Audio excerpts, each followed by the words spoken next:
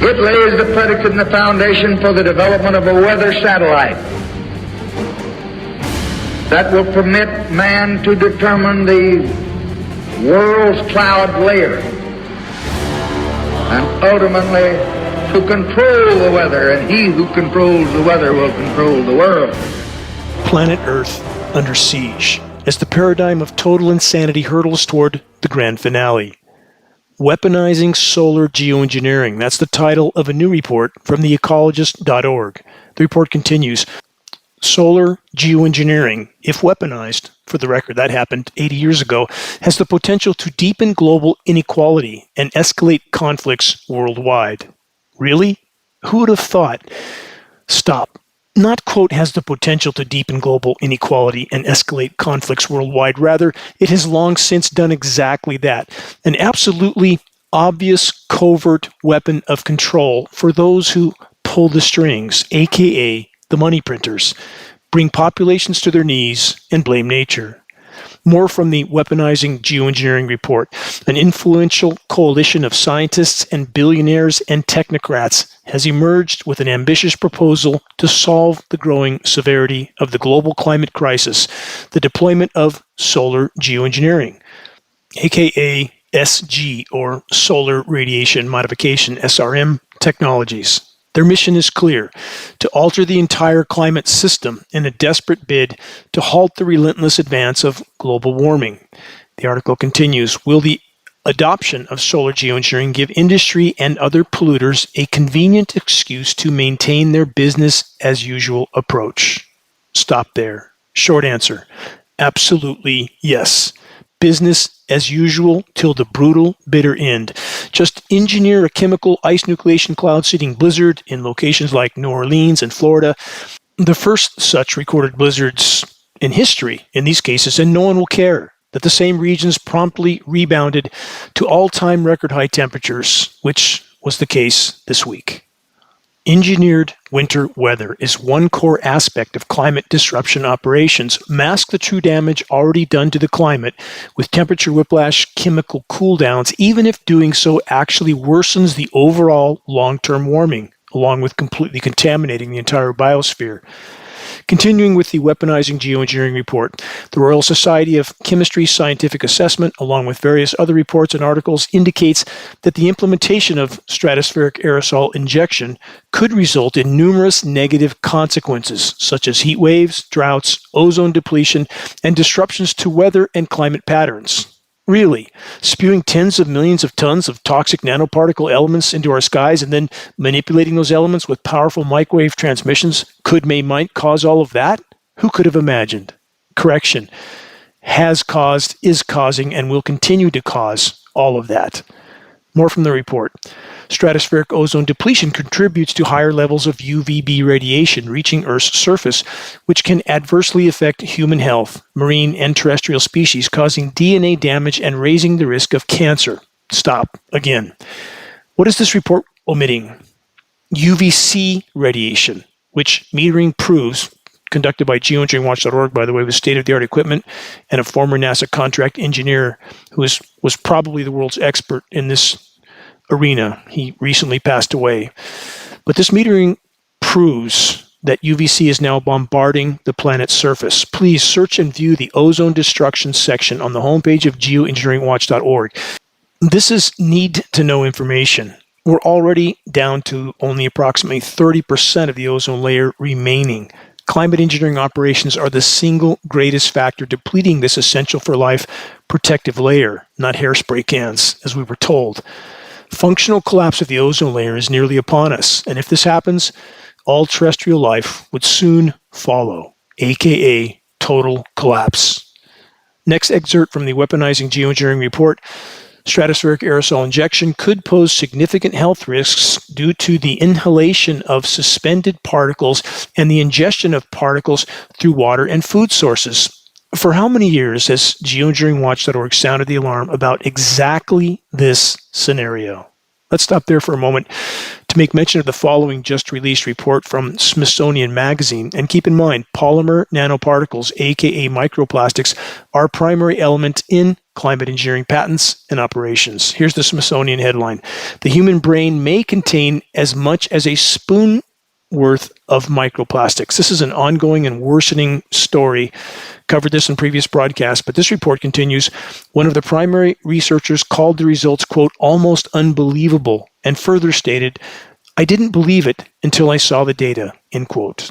The study then mentions a correlation between high levels of plastic in the brain and dementia. The researchers stated that their findings were, quote, troubling. Really? Just troubling? How about shocking and alarming to the marrow? How about deeply disturbing and enraging? And there's this from the UK Guardian. A person's ability to focus on everyday tasks is affected by short-term exposure to air pollution, a new study has found. So this question, what about perpetual exposure, which is the reality we all find ourselves facing?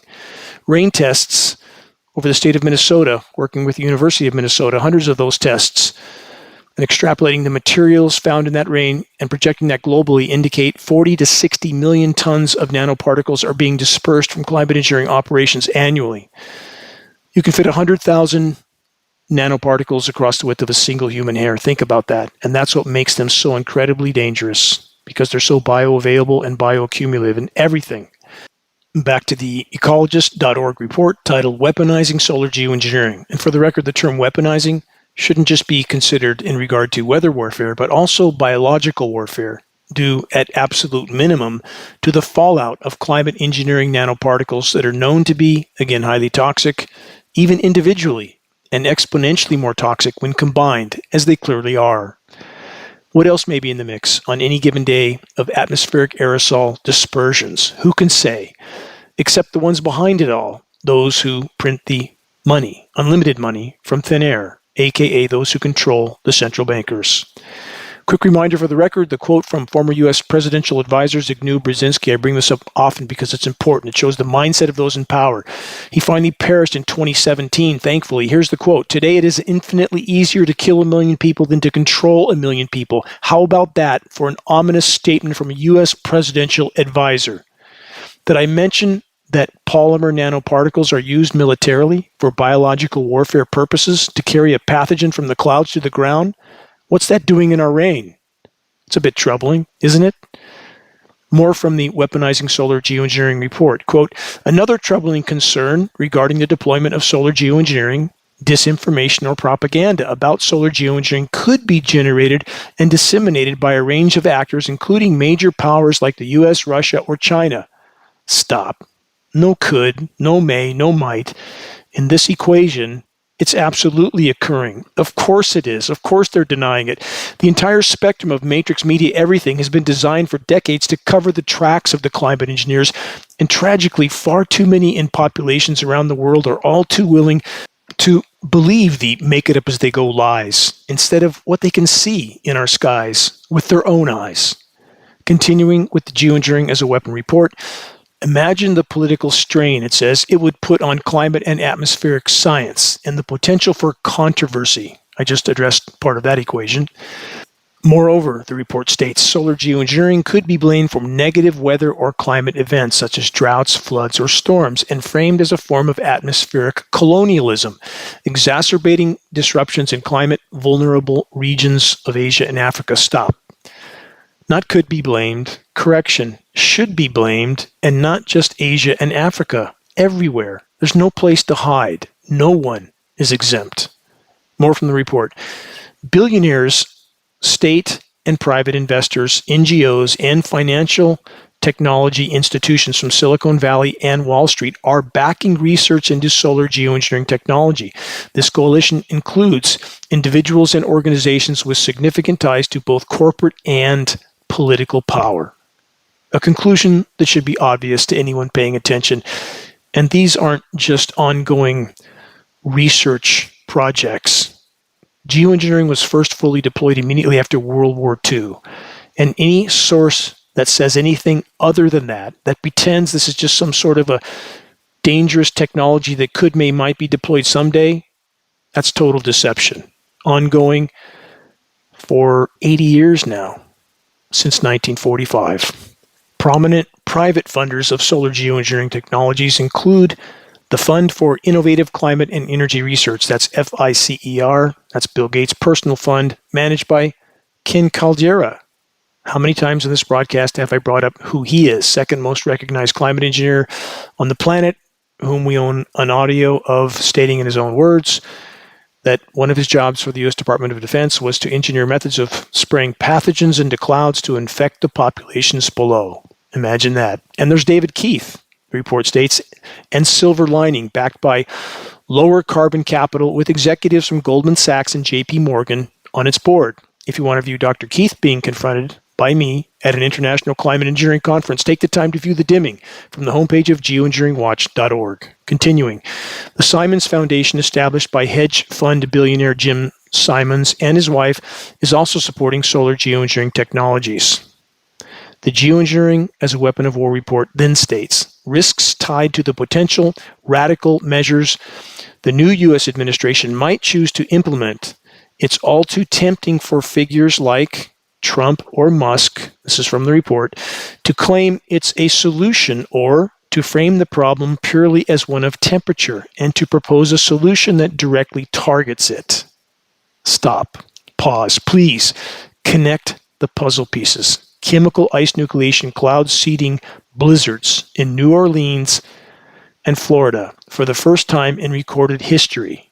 Just a coincidence? Really? Complete with maximum sensationalization from matrix media sources, followed by temperature whiplash sustained record high temperatures. Chemical ice nucleation is a temporary toxic surface cool down at the cost of an even more damaged planet. Do those in power care? No. Did they care when they detonated 2,400 nuclear bombs around the world? No. Did they care when they detonated hydrogen bombs in the magnetosphere, doing untold damage? No. They did it anyway. They thought it could collapse the entire atmosphere, but they did it anyway. We're not dealing with sanity. Final excerpt from the Weaponizing Geoengineering report. We've already seen political figures claim that climate change discussions are driven by, quote, communists or ideologues, aiming to take away our beef or our SUVs or even dismantle capitalism. For the record, no functional environment, no people. Very simple. The clinically insane that pull the strings clearly care more about tightening their grip on power and control than they do about survival. And what about the environmental left? What about those who claim to care about the environment but will not address climate engineering, the single most destructive human activity of all? Is that not criminal hypocrisy as well? There's more than enough hypocrisy and insanity to go around on all sides of the orchestrated political fence. Final excerpt sentence from this article. If the issue, aka unfolding global climate and ecological collapse, is narrowly defined by some as temperature alone, this approach, climate engineering, could easily be presented as cheaper or even preferable as a solution. End of report. Let's ponder that. Cheaper or even preferable as a so-called solution, only in the minds of the clinically insane. For those that are still clinging to the belief the latest cast of characters in the White House are going to do anything other than more doubling down on climate engineering, think again. Those that are actually pulling the strings from behind the curtain are of a particular personality type. This isn't a left, right, blue, red, Democrat, Republican issue. All of that is, in the end, orchestrated theater, mass distraction, bread and circus, each chapter more outrageous and polarizing than the preceding chapters. Such an approach is necessary in the eyes of those in power in order to convince a majority of the masses that this time it's different. This time, the proverbial swamp will be purged of swamp creatures when, in fact, they are running the circus, as always. Only the names have been changed and the most divisive issues spotlighted. All of it distractions from the oncoming and accelerating train of total collapse. How unbelievably lucky for Mr. Trump that he dodged a bullet from a sniper, that the Secret Service didn't seem to notice positioning himself in the most obvious and advantageous position for a shot in broad daylight, with event attendees warning security of a man with a gun, while also coincidentally being in perfect position with the flag waving in the background and to be lifted back up after the fateful shot by Secret Service agents, and was then able to get in a perfectly timed fist pump, injured ear visible, flag in the background. Yes, it was indeed his lucky day. What a truly miraculous photo op that was. Isn't it interesting that only days after the fortunate photo op, a certain individual from a certain country in the Middle East showed up to Mar-a-Lago to visit Donald. And now with the most recent announcement from Donald about turning a certain now completely obliterated region in the Middle East into the, quote, Riviera of the Middle East, the same leader from that country I dare not mention is right there by Donald's side, smiling from ear to ear. All just coincidences, I'm sure. Did I mention that there are believed to be vast energy reserves under the now obliterated city by the sea? Energy reserves that Matrix Media is now trying to deny for obvious reasons? Consider the following definition, and again, this has zero to do with left or right. Dichotomous thought instilled from birth in this orchestrated Truman Show society needs to be abandoned in order to see through a clear lens. Back to the definition. Psychopathy, or psychopathic personality, is a personality construct characterized by impaired empathy and impaired remorse in a combination with traits of boldness and disinhibition and egocentrism. These traits are often masked by superficial charm and immunity to stress, which create an outward appearance of apparent normalcy.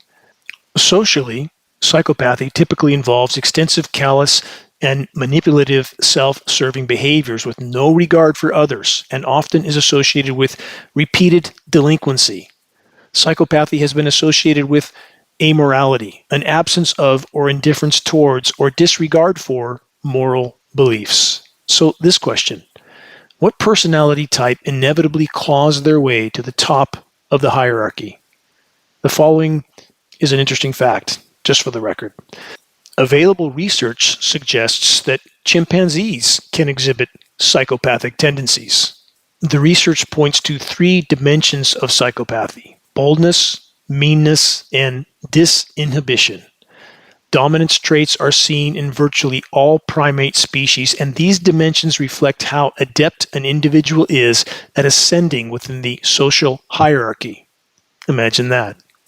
Also, for the record, dominance is a personality trait of striving to be in high-status positions with social hierarchies, behavior that enables an individual to both rise to and maintain position in hierarchies. Dominance should never, ever be confused with benevolence. Keep that in mind. Please forgive my ranting. I'll get to bad news breaking headlines in a moment, but there are puzzle pieces that must be considered core components of how we find ourselves in this very dark corner. The sand in the hourglass is running down far faster than almost any yet understand or realize. What we now collectively face isn't just due to the clinically insane that crave and cling to power at any cost. It's also the legions of willfully blind and apathetic within the ranks of populations that seem only to be willing to cluelessly wave their flags while searching for the next round of bread and circus, for the next pacifying lie to cover up increasingly hard to hide in plain sight painful truths. Look up. How many wars have been indisputably started from now proven false flag events? How many militant organizations have been covertly funded for years by the powers that shouldn't be in order to eventually provide the very premise they need to unleash all-out collective punishment on populations that they wish to purge from their homelands? This model isn't new. It has always been so. From time immemorial, my distant ancestors, the Choctaw and the Trail of Tears, are past examples. Just push the "we are the good guys and they are the bad guys" simplistic narrative on populations. Tell them what they want to hear. It's always been effective. Now, sometimes called Pearl Harbor events, far too few take the time, consideration, and courage to actually investigate the facts. With such narratives, steel structure high-rise buildings can be dropped at free-fall speed in front of the entire world. The narrative is completely controlled. Any that dare to question it are aggressively ridiculed and marginalized by a well-programmed population that has been completely galvanized by the orchestrated event and is thus completely supportive of anything and everything the military-industrial complex wishes to inflict on populations, inevitably in regions that contain resources so desperately needed to keep the empire going. The puzzle pieces aren't hard to identify. They're not hard to put together, but it takes courage. It takes a commitment to safeguard the only possessions we can ever truly call our own: our God-given will, our honor, or morality. How many tried to convince themselves that the ongoing weather and biological warfare in our skies is just jet exhaust? How many continue to try and convince themselves that our so-called leaders, selected from both parties to fuel and foment maximum division and polarization, are somehow benevolent, here to serve the people, and not to entrench their grip on power and enrich themselves in the process? The completely unsustainable grand illusion is crumbling by the day. Those in power, no matter their stated political stripe, are more blatantly desperate and dangerous than ever before. Global climate and ecological collapse has beat them to the intersection. In their arrogance and hubris, they delusionally believe they could tech their way into extended play on a dying planet with rapidly waning resources. Climate intervention operations are part of that plan. It has and will continue to fail while destroying what's left of the planet's life support systems in the process. Chemical ice nucleation cloud seeding, engineered surface cooldowns, though temporary and toxic, has been and is one of their methods. Keeping the geoengineering jets flying is one of the reasons they so desperately need to keep the oil flowing. Moving on. About climate engineering and localized cloud seeding, not the same. For the record, there still seems to be great confusion in some circles about the vast difference between localized published weather modification programs and climate engineering operations, which are, again, completely different. The comparison is like an ant to an elephant. Localized weather modification operations are meant to cause confusion, to be a distraction. Look here, don't look there. A single-engine, propeller-driven local weather modification cloud seeding aircraft with a few flares on the wings might distribute 10 to 15 pounds of silver iodide into cloud moisture, not enough to do anything of significance. A single military jet tanker like a KC-135 can carry up to 100 tons of toxic climate engineering nanoparticles in a single flight. Particles like aluminum, barium, strontium, manganese, surfactants, polymer fibers, graphene, the list goes on and on. And who can say what else is in the mix on any given flight? Only the controllers know.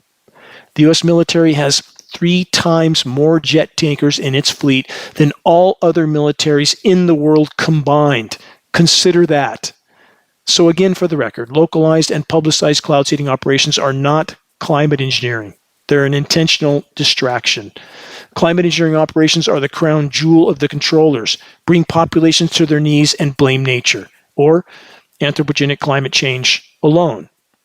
Final footnote before headlines. Too many are clinging also to the false conclusion that the only problem with the climate is climate engineering. Rationally speaking, such a conclusion lacks logic. It is wrong. Any form of human activity that negatively affects the former energy balance of the planet is part of the problem. Though climate disruption operations are at the top of the list of destructive human activities, it's an all-the-above equation. Credibility is key. The human race has been horrific stewards of the planet. This being said, the first and most critically important leap we can make collectively in the right direction is to fully expose and halt climate engineering, and that effort will take all of us. Check the activist suggestions link on the homepage of geoengineeringwatch.org for specific instructions on how to help move this fight forward. And about the battle at hand, I and geoengineeringwatch.org continue to work with numerous congressmen and state representatives from multiple states in the ongoing effort to pass yet more legislation to ban climate engineering. And though the legislation is symbolic for the moment, because it's impossible to enforce, it is extremely helpful toward the task of fully exposing weather warfare once and for all. And if we can accomplish that, we will overturn the current paradigm. We will have taken a quantum leap in the right direction. This is Dane Wigington. You're listening to the weekly installment of the commercial-free, non-political Global Alert News Report, the end of the world as we know it broadcast, brought to you by geoengineeringwatch.org, the largest and most visited website in the world on the subject of climate engineering operations, aka weather warfare. Again, critical mass, only way forward, and that effort will take all of us. We must reach this critical mass, start a conversation on climate engineering that leads people to a credible source of data. Credibility, key. Geoengineering Watch will continue all of our efforts to be the go-to source on covert climate engineering operations. A conversation on climate engineering can easily be started with Geoengineering Watch awareness-raising materials available on our homepage. We pass on these materials for less than our overall cost of producing and shipping. Our only goal, to expose and halt the insanity taking place in our skies. Please help us to sound the alarm. Moving on, headlines. First, this from BBC, winter storms and record heat in the U.S. What is going on? Question mark. Please look up. That's what's going on. Patented processes of chemical ice nucleation cloud seeding is what's going on. And where there isn't enough atmospheric moisture to continue conducting engineered winter operations, which can make frozen materials start to fall, often at temperatures far above freezing. The temperatures drop from there as the process continues and the cold air builds up on the ground. Record warmth returns when these operations are over with a vengeance. I'll get to that. First, while Americans are ridiculed by matrix media for even making mention of the climate engineering chemical cooldowns, the same corporate media sources have long since openly admitted to the Chinese routinely conducting such operations. From Time magazine, how did the Chinese create snow? Question mark. From ABC News, artificial snowstorm brings chaos to Beijing. From news.com.au, artificial storm leaves Beijing snowed in. From Reuters, China's artificially induced snow closes 12 highways. Been over some of these headlines before, but they're important to hear again. From ABC News, the science behind the fake snow at the 2022 Winter Olympics. Now consider this report from Inside Climate News. This was from 2022 as well. China provided abundant snow for the Winter Olympics, but at what cost to the environment? Question mark. At least somebody asked. From that report, the dense artificial snow that blanketed the competition zones for the games is likely to affect water, soil, animals, and plants in the mountainous regions, scientists say. Yes, it does. Very much so. Flora and fauna alike very negatively affected by this toxic, extremely cold to the touch, very slippery because it's filled with surfactants, chemically frozen material. It's laying waste to what little is left in the environment. And there's this former headline, which I've, again, previously cited on this broadcast, though it definitely needs to be heard and pondered again. From Business Insider and other sources, China is massively expanding its weather modification program, saying it will be able to cover half the country in artificial rain and snow by 2025. Do we think that our military isn't doing exactly the same? With 3 times more aerial tankers than all other militaries combined?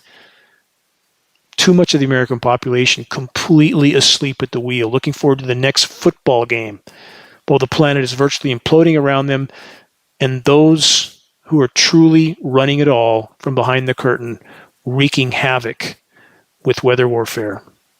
Here's a reminder from this 2013 report from geoengineeringwatch.org. Geoengineered snowstorms wreaking havoc around the globe. Please look that one up. Please search the entire engineering winter section at geoengineeringwatch.org if you care about what we face.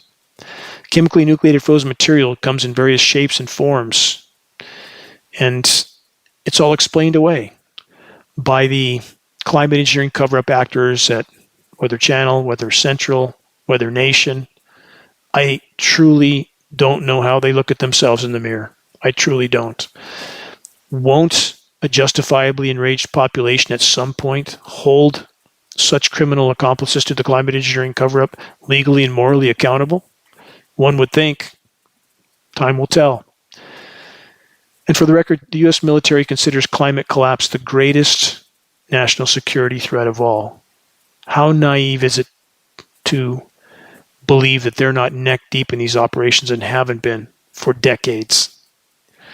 From thewatchers.org, rare polar vortex split forecast for February 2025 could bring prolonged cold to North America, with the entire planet overall in total meltdown. I'll get to that in a moment. Please bear with me, and whatever you heard on whatever source or site, what I'm asking you to do is investigate what you hear in this broadcast for yourself. Objectively investigate, not from some ideologically based site that has some sort of agenda. Please do real research. From this report, a significant cold outbreak is forecast for mid-February 2025 as a sudden stratospheric warming event splits the polar vortex. with one of its cores expected to move into North America. Imagine that. Think ionosphere heater and manipulation of the jet stream. From the Weather Channel, Snover, I guess that's a joke to them. It's SNOW-VER, Snover and over and over. Why winter storms cycle in February? Why winter storms repeat this time of year? I'll tell you why. They say these storms are like a broken record. That's what the report states, because that's the pattern the climate engineers have set up. That's what works for them, like the lake effect snow in the record-warm Great Lakes, or producing snowstorms off the record-warm Gulf of Mexico, nucleating as it moves north with a massive ice storm transition zone between the warm atmospheric moisture and the chemically frozen material. You have surface ice storms that are also wreaking massive destruction, and they explain it away in these elaborate models and yarns about why this is happening. It's climate engineering and chemical ice nucleation. From BBC, record-breaking snow hits northern Japan, also a country with the resources to do what's happening here in the U.S. The snowfall comes just as a popular snow festival begins in Sapporo. How convenient, isn't it? Just like the Olympics. Just whip up some chemical snow and everybody will think it's all fine. Also from thewatchers.org, Japan sets new national 12-hour snowfall record, not nature. From travelingtourworld.com, America, Qantas, Korean Air, China, Southern Airlines, Japan, and Nippon, and more face major travel disruption with over 300 delays due to massive snowstorm at Tokyo Airport on a planet that's in total meltdown. But what about this headline from BBC late last year? Mount Fuji remains snowless for longer than ever before, the longest in history, snowless. The whiplash events are not natural.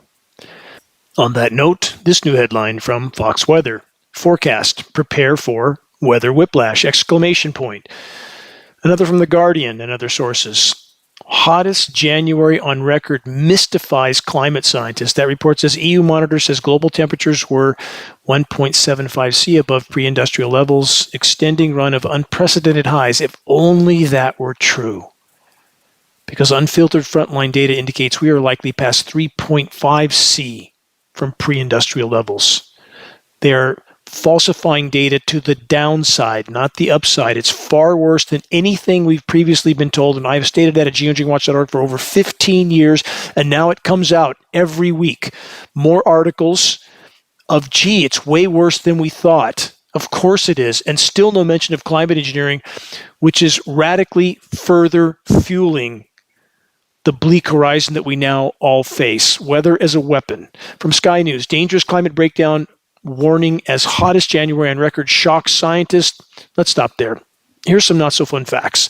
For the record, 2024 was the 48th year in a row of above average global temperatures. And that's based on, again, an artificial average that is already above the true pre-industrial baseline average, not by accident. This is all part of a complex, decades-long deception to mask the true severity of unfolding planetary life support system implosion, while simultaneously ramping up climate engineering weather warfare operations, which include chemical ice nucleation winter weather warfare, along with systematically cutting off precipitation from vast regions where orchestrated incinerations are carried out. Next, this from the UK Daily Mail revealed what life on Earth will look like in 2100, with entire cities plunged underwater and millions of people perishing in the heat. The report says, worryingly, scientists predict that the reality might be far more shocking than anything imagined by a Hollywood studio. As greenhouse gas levels continue to increase, scientists predict that the entire cities will be plunged underwater. Meanwhile, climbing temperatures and punishing heat waves could kill millions of people around the globe. That's already going on today in so many ways. And this is a very nonlinear equation, and all the modeling is linear. It's meant to be deceiving. They don't want populations to wake up to what's unfolding until the last possible moment. And of course they're climate engineering. What an incredibly naive notion to think that it's just a dangerous proposal that the military-industrial complex could, may, might do someday if the public gives them permission to do so. I am completely shocked at the willful blindness of so many. So many I thought I once knew as well. From the Columbia Climate School, huge areas may face possible fatal heat waves if warming continues. And let me back up to that last headline. For the record, on the current trajectory, we'll be lucky if anyone's around in 2030 dates like 2100 are just completely delusional.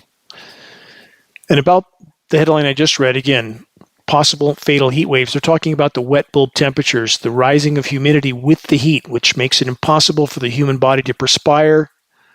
That means lack of survivability. It's already happening. Many places around the globe that it's never happened before. Wait till this summer. It's going to be much worse. Next from the UK Independent, how huge parts of the US could become uninhabitable within decades, even so-called climate havens. There's no could, there's no may, there's no might. It's already nearing that point. And this is, again, an extremely nonlinear equation.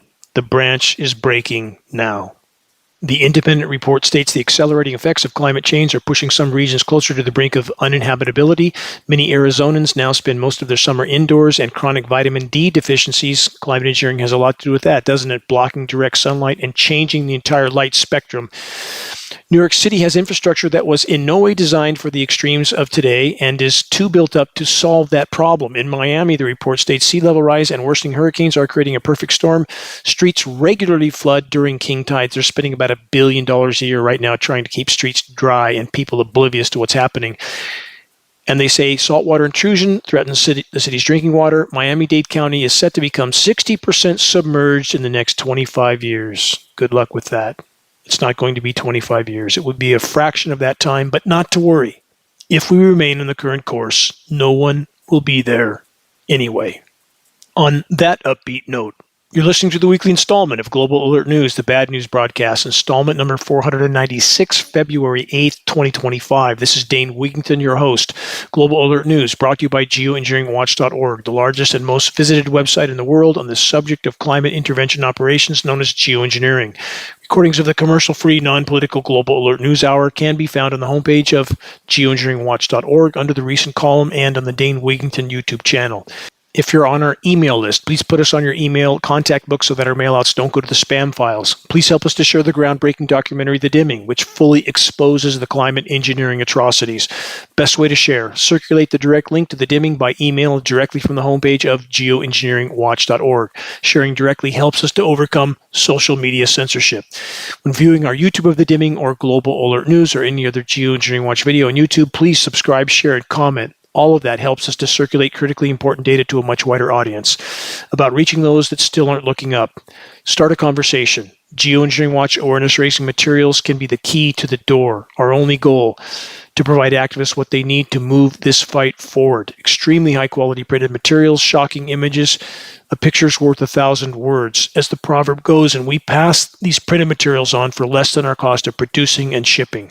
We have Geoengineering Watch hoodies and shirts, photos of both on our homepage. We have scannable business cards, bumper stickers, all effective tools to help strike up a conversation on the climate engineering issue. Again, reaching a critical mass. Only way forward in this fight. If we can expose it, we can stop it from the inside out. If we can push this issue to the full light of day, we will cause a shockwave around the world. Wait and see. To each and every individual that's doing their best to help us move this fight forward based on your individual circumstances, you have my deepest gratitude, now and forever. Moving on from MSN, farmers in crisis as staple crops become increasingly difficult to grow. It used to be you had guideposts, the report states. No more.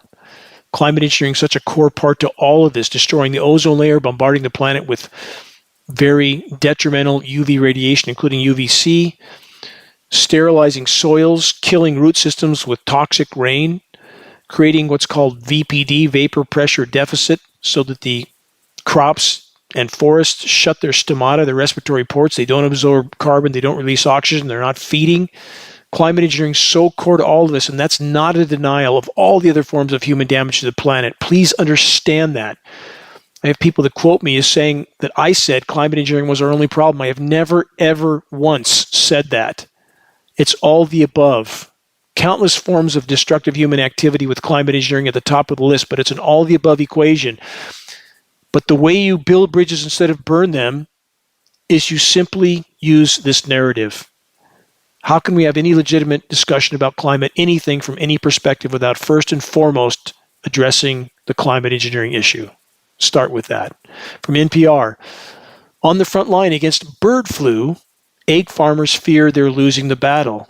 From all fronts, the noose is being tightened. Food supply being cut down and eventually cut off. The report says we're fighting this virus with at least one, if not two arms tied behind our back, and the vaccine can be a huge hammer in our toolbox. Really? They seem to buy into exactly the narrative the power structure would want, don't they? How well has that approach fixed things so far for animals or humans? From Newsweek, this new headline in an ongoing and rapidly worsening scenario.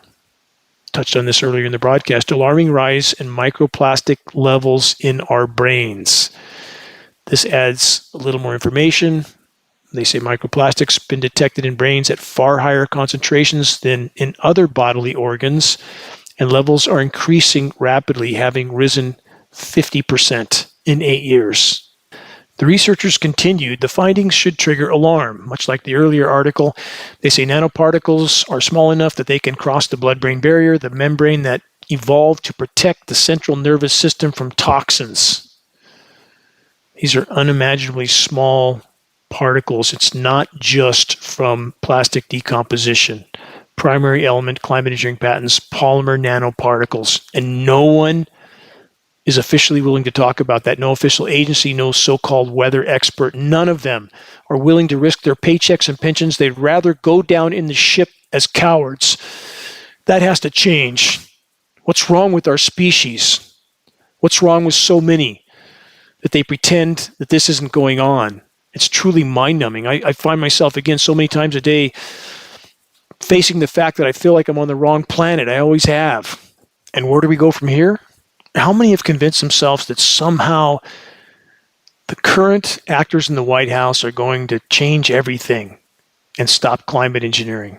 How's that going so far? In the last 2 weeks, new posts from major sources on the subject of geoengineering seem to have dramatically declined. Is the following report connected? From InsideClimateNews.org, watchdog groups anticipate an all-out war on science and scientists by the current administration. The report continues. Some federal websites, including the White House's, have already deleted climate information. This goes with USDA, Forest Service. If you think that they're not going to do exactly the same on any information regarding climate engineering, think again. It's all connected. Same core of cancerous power is behind the conflict and carnage zones being manipulated around the world and climate engineering. How could it possibly be otherwise? From Gizmodo.com, Trump's Greenland obsession may be about extracting metals for tech billionaires. From that report, media source reports on the activities of Kobold Metals, a startup that is actively engaged in mining Greenland for raw materials that can be used to build AI products. Kobold, which is based in Berkeley, California, and uses AI to hunt for metals like cobalt, lithium, copper, and nickel, is basically the property of the tech industry's most powerful executives. Recent White House visitors, Jeff Bezos, OpenAI CEO Sam Altman, and Meta CEO Mark Zuckerberg have all invested in Kobold. Billionaire venture capitalist Mark Andreessen, who has helped out with Elon Musk's DOGE and who heartily supported President Trump during the election, also has a large interest in Kobold. So does Microsoft magnate Bill Gates. Wait, there's more. The New York Times has also reported on the business interests of a firm called Critical Metals, which has plans to mine Greenland starting in the year 2026. Cantor Fitzgerald, a powerful financial firm owned by Trump's current nominee for U.S. Commerce Secretary, Wall Street billionaire Howard Lutnick, has a stake in Critical Metals. Fox is running the hen houses. Is that a surprise? As such, the Arctic Territory acquisition may come down to mining lithium to create car batteries and extracting precious metals to build America's data centers. Couldn't have anything to do with Elon there, could it? The AI industry obviously has major plans to scale up its operations in the coming years, and to do that, it's going to need easy access to two things: raw materials and energy. Last week, the Trump administration announced Project Stargate, a $500 billion effort to build data centers across the U.S. with money from OpenAI, NVIDIA, Microsoft, Oracle, and other big-name players in the AI industry. Again, question, does any of this come as any surprise? It shouldn't. Empire isn't about freedom and democracy. It's about loot, plunder, pillage, and pollute at the point of a gun until nothing is left to salvage of our formerly thriving planet. And we're so very close to impact. Total collapse of everything, everywhere, all at once. Was Biden any better? Of course not. Biden pulled more drilling permits, allowed more, than Trump's first term. Two different sides of the same coin, and all with very convincing theater that this time it's different. Participants on each side striving to create maximum polarization and outrage in the other side, and all of this serves the controllers so very well. Divide, polarize, and distract populations from the oncoming train of total collapse. On that note, from AP News, egg prices are soaring. Don't expect that to change anytime soon. Let's correct that. Don't expect that to change ever. Soon you'll be lucky if you find eggs. From supplychaindrive.com, shortages 2025, geopolitics, severe weather, fuel uncertainty. Tariff threats, lingering storm impacts, and regulatory uncertainty are creating challenges for supply in the automotive, medical, and food sectors. Just beginning. Buckle up. From medium.com, the rich are hoarding wealth because they know what's coming. Yes, they certainly do. That's why people like Zuckerberg are building $100 million bunkers in the Hawaiian Islands, in his case. Many others in New Zealand, some in South America. The report says collapse is baked into their business plans. Yes, it is. The rich keep getting richer. That much is clear. But what's often left unsaid is how they're doing it, not just through the usual exploitation, but by actively steering the world toward catastrophe while shielding themselves from the fallout. Make no mistake, the report says collapse is not just some distant dystopian future. No, it's here. It's unfolding now. Footnote from Northern California.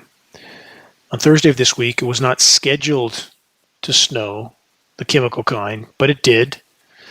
And outside, I could hear a parade of jet aircraft flying over as if I live at the end of an LAX runway, which I, of course, don't. There's no flight routes over this area of wilderness, but there they were. And the chemical frozen material began to fall. Well, frogs were still croaking outside. They've never stopped croaking because the climate is so upside down. And the temperature's only temporarily chemically cool down, and you can feel the chemical cold. It's very unnatural. And these poor frogs croaking outside, it breaks my heart. It absolutely breaks my heart. No one has a right to do what these psychopaths are doing. No one. As I cover the following headlines, keep chemical ice nucleation clouds sitting in mind, aka engineered winter, Gulf Coast blizzards, sea level snow in Seattle, the same in the U.S. Northeast, and what an amazing coincidence that the U.S. statistically had the lowest level of additional warming of any country in the world for the month of January. Imagine that. I'm sure it had nothing to do with the world's largest military machine with 3 times more jet tankers than all other militaries combined. So with all that in mind, these headlines from climatecopernicus.eu. January 2025 was the warmest on record globally despite an emerging La Nina. This was a long and very comprehensive report, but worth taking the time to look up and read. No mention of climate engineering, of course. From newscientist.com, January 2025 sets surprise record as hottest ever start to a year. From the report, meteorologists expected global temperatures to start falling after record highs in 2023 and 2024. Instead, January 2025 hit a new record high. From extremetemps.com, winter has gone from Central and Northern Europe. Already? From that report, no more snow on the ground in Moscow for 15 days. No more freezing for 1 week, even at night. Another from extremetemps.com, South America heat wave. Quote, a new harsh heat wave kicked off between North Argentina and Paraguay, Bolivia, Uruguay, and southern Brazil, burning to the ground in some of those places, even in Patagonia. From Reuters.com, it won't come back. Argentina farmers battle drought and a shrinking harvest that's happening around the globe. Crop collapse, fisheries collapse, forestries collapse, and ozone layer collapse. This doesn't bode well for the future of our species or any other. This report says the dry weather has forced grains exchanges in Argentina, the world's top exporter of soy, oil, and meal, and the number 3 for corn, to cut their forecasts. Almost out of time on this on our broadcast. There's a few more headlines. You can look them up to learn more from phys.org. The Greenland ice sheet is falling apart, so says new study. From livescience.com, scientists discover hidden plumbing that is driving Antarctic ice sheet into the ocean. From MSN, melting permafrost could lead to a climate crisis unfolding. Not could, may, might. Is. Look up Siberian methane craters. Take a good look at those photos. From extremetemps.com, North Atlantic sea surface temperatures have continuously been running above pre-2023 records for 700 days in a row. From phys.org, again, extreme weather is Australia's new normal. Flooding or burning, like much of America. From the Pinnacle Gazette, bird flu. UK faces bird flu outbreak amid calls for vaccination plan. Again, how's that worked out so far for the human species and the animal world? From Poultry World, increasing risk of human bird flu infection, warns EU health body. New York Times, a dangerous virus, bird flu, enters a new phase. That sounds ominous. From Health News Florida, deadly H5N1 bird flu becomes an existential threat to biodiversity worldwide. That sounds bad, on top of unfolding ecological and climate collapse. As the walls close in, how many continue to prefer a pacifying lie as opposed to a painful truth? We would all do well to remember that the hallmark of a healthy mind is an unyielding willingness to face the truth fully, no matter how dire that truth is. Many still cling to the incredibly false notion that humans couldn't possibly impact the planet's life support systems. That flies in the face of reality on so many fronts. I wouldn't know where to start. How perplexing is it to live in a world where so many have completely abandoned their God-given senses of sight, rational contemplation, and deductive reasoning? Gradual processes of political and moral capitulation under totalitarian rule, emphasizing how small incremental changes can normalize oppression and prevent resistance until it's too late, if it isn't already. The longer the looming collapse is denied and delayed by further ramping up the extraction-based paradigm of looting, plundering, pillaging, and polluting, the more abrupt and furious the coming collapse will be. And as collapse unfolds, how many who refuse to face reality will scapegoat the messengers who did their absolute best to sound the alarm about truths that the deniers didn't summon the courage to face in the first place? Yes, kill the messenger, as the proverb goes. When I was 10 years old, my parents took me to a drive-in theater to see a film titled Jeremiah Johnson with Robert Redford. It was a tale of a man that only wanted to live in the wilderness, connected to and communing with nature, apart from so-called civilization. In the end, fate had another path for Jeremiah. This movie deeply impacted me, even at that age, and I thought about it often in the years that followed. I treasured roaming the San Gabriel Mountains above the home where I grew up. My overnight stays started when I was 12. I so fondly remember my campfire next to the creek, a full moon, the sound of rushing waters. But in the valley below, smog, brutal smog, and the thought of escaping that sea of atmospheric filth was always on my mind. When I finally made it to the wilderness of Northern California, my first years were filled with solace. I often worked alone in the forest to restore habitats that destructive logging had previously decimated. I would often work into the night, near the fires of burning brush that I had cleared from the understory of the trees.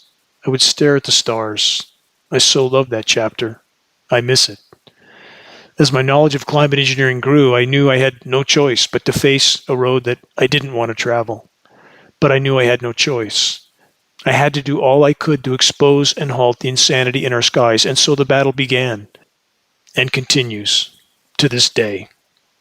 Do not all of us owe our lives to the whole, to the Creator, and to the web of life on which our lives completely and totally depend? We all know the answer. What will it take for more to act accordingly? But whatever anyone else chooses to do or not to do, we're only ever responsible for what we do or don't. Choose the narrow road. Do what's right solely because it's right, which will always be right. Though we face countless challenges closing in from every direction, along with a criminally insane and completely out of control power structure, both political parties, doesn't matter. In the end, it's all theater, designed to keep your eyes off the oncoming train. If by our collective efforts we could expose and halt climate engineering operations, we would overturn the current paradigm. We could make a quantum leap in the right direction, and that's worth fighting for no matter what comes. Check the activist suggestions link on the homepage of geoengineeringwatch.org for specific instructions on how you can help to move this fight forward. Please make your voice heard while it can still make a difference. Until next week, this is Dane Wigington from geoengineeringwatch.org.